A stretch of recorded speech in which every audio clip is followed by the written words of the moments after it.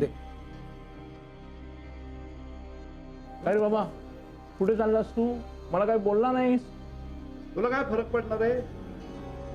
तू हल्ली सारखा भांडत असतोस माझ्याशी. माझं काही तुला पटतच नाही.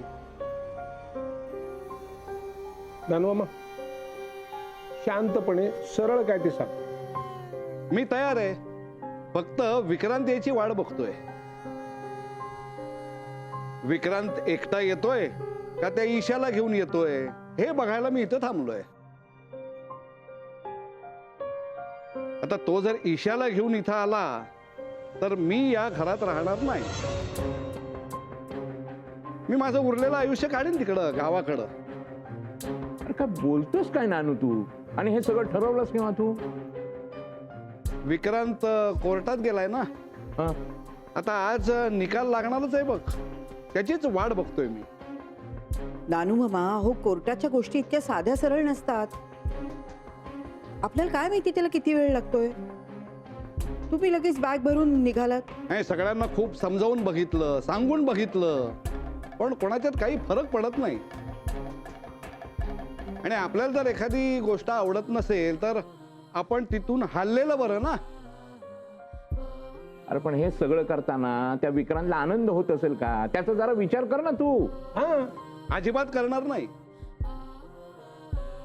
तो आपला विचार करतो का? अरे ती मुलगी जिथे जिथे जाईल तिथे तिथे कलह निर्माण करते, प्रश्न निर्माण करते. आणि हे सगळ्यांना माहिती आहे. कोणाची कोण ही मुलगी आणि तिच्यामुळे या घरात फूट पडलीये. हे कसं सहन करू मी? सांग ना, कसं सहन करू? आणि जिथे आपल्याला मान कमी आहे असं वाटतंय तिथे आपण गाशा गुंडाळलेला जास्त चांगलं नाही का? मग तू सांग रे बाबा त्याला तर. नाही म्हणू नये, पण अपशकुनी मुलगी आहे ती. आणि ती जर या घरात राहायला येणार असेल तर मी इथे राहणार नाही हे नक्की. मी कायमचा निघून जाणार इथून. नानू,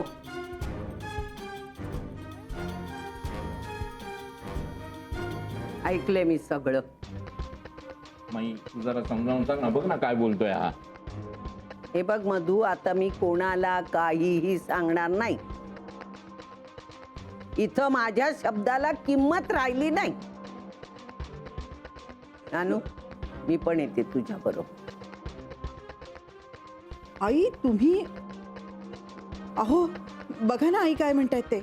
हा मधू काका, मी त्याला सांगते की विक्रांत येऊ दे, तोपर्यंत जरा वाट बघा. ऐकायला तयार नाही. म्हणून तर थांबलोय, पण निर्णय बदलणार नाही. या घरात बाहेरच्यांनाच प्रेम जास्त मिळतं.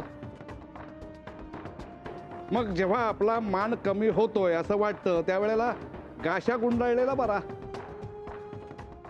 कधी येणार आहे विक्रांत?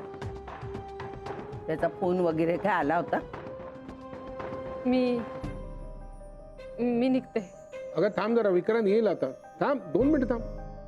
सफरचंदाचे काप नीट परतल्यानंतर त्यामध्ये दालचिनी पूड आणि मध घालून पुन्हा नीट परतून घ्यावं. बटर लावलेल्या ब्रेडवर सफरचंदाचे तुकडे, बदामाचे तुकडे, टुटी फ्रुटी, डार्क चॉकलेट आणि मीठ घालून दुसरा ब्रेडचा तुकडा त्यावर ठेवून वरच्या बाजूला बटर लावून घ्यावं. एका बाउलमध्ये स्ट्रॉबेरी सिरप आणि क्रीम घालून सॉस तयार करून घ्यावा. तयार सँडविच पॅन मध्ये बटरवर ग्रिल करून घ्यावं आणि स्ट्रॉबेरी सॉस बरोबर सर्व्ह करावं.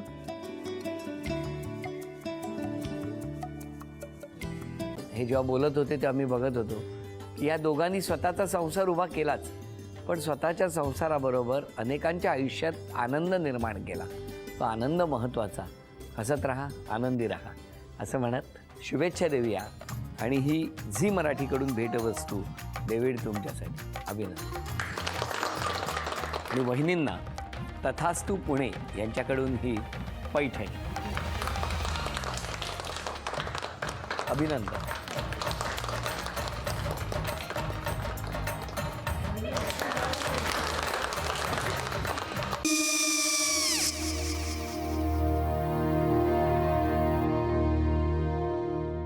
काय गो? हा काय झालं? काय झालं? काय आले, मी निकाल लावून आली. हो, पण तिची आईच काय बोलली? तिला वाटलं का सगळ्या निशाने आपल्या चुका कबूल केल्या का? आई, मी चांगलं सुनावून आली आहे. त्या तिची बाजू घेत होत्या, पण मी लक्ष दिलं नाहीये. खूप झालं आता. चांगुलपणा खूप झाला. मऊ दिसलं ना की कोपऱ्याने खणतात ना माणसं, ते असं. अहो, पण आईच म्हणली काय तिची? पटला काय तिका? मला माहिती. आई, मी तुम्हाला नंतर फोन करते. हो, आणि आई बाबा जे बोलले त्याचं वाईट नका वाटून घेऊ. सॉरी. सॉरी काय त्या? नेहा आले. आई, मी येते. हो, काकू येते.